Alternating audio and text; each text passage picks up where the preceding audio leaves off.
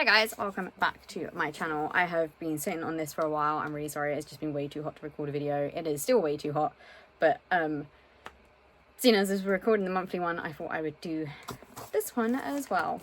Debated not doing it because it is really hot and I'm dying.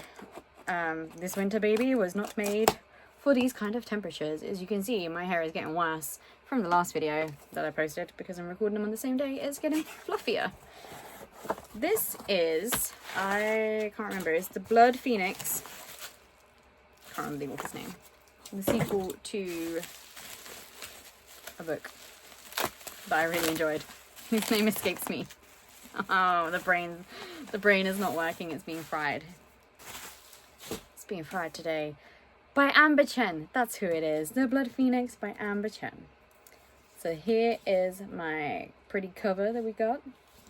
I'm very excited to read this because I did enjoy the first one, even though I can't remember. Oh, it's on the front of Jade and Dragons. I knew it was something and dragons. And then here is the back, which says, to rise from the ashes, she must first burn. And then we've got some pretty fiery phoenix edges. That's cool. Actually, I didn't realize that was what it was as I was going down. And then we got this on the top. And I imagine similar on the bottom. Yeah. Do we have? Ooh. Oh. Okay, I really like the hardcovers. Illumicrate seem to be doing a lot with the hardcovers, and I love that. Rather than just like foiling. That is the front. Here is the spine. That is the back. And we have artwork. Ta-da! Which is very nice.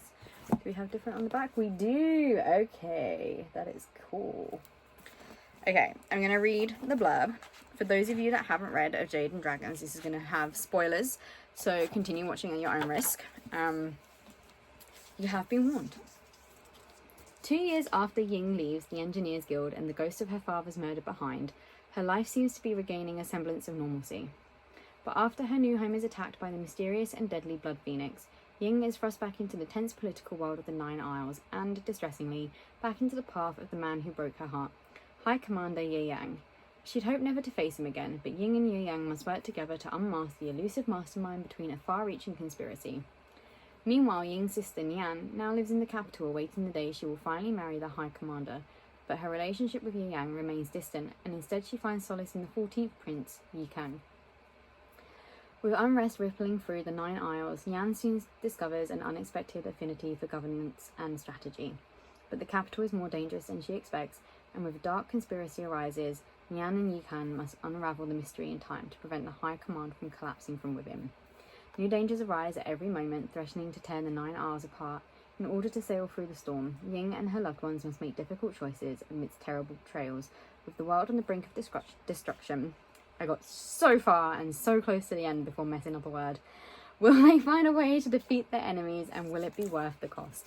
That is upsetting to me, but also really excited for this.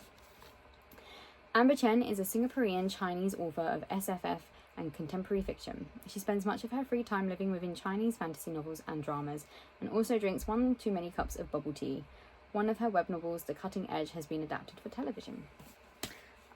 I'm going to see if there's a letter because we had one the other day. It's hand-signed.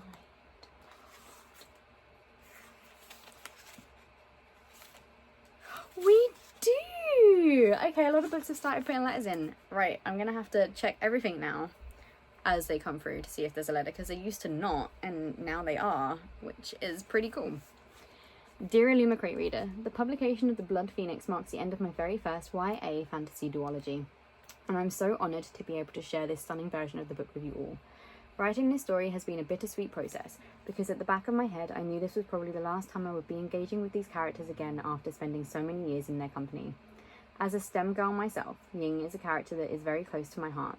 As a child, I remember being fascinated with finding out what made the world tick, whether it was with the microscopic structure of a living cell or the macroscopic nature of the universe. And that sort of curiosity and hunger for knowledge is a trait that I have, for better or worse, passed on to the protagonist of my novel.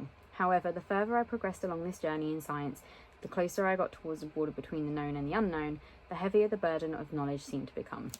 Without an existing blueprint to follow, Without the cumulative mistakes and successes of those that have come before, the STEM frontier is a hazy one. The quest for knowledge isn't the end itself. It is what we go on to do with this knowledge that matters more.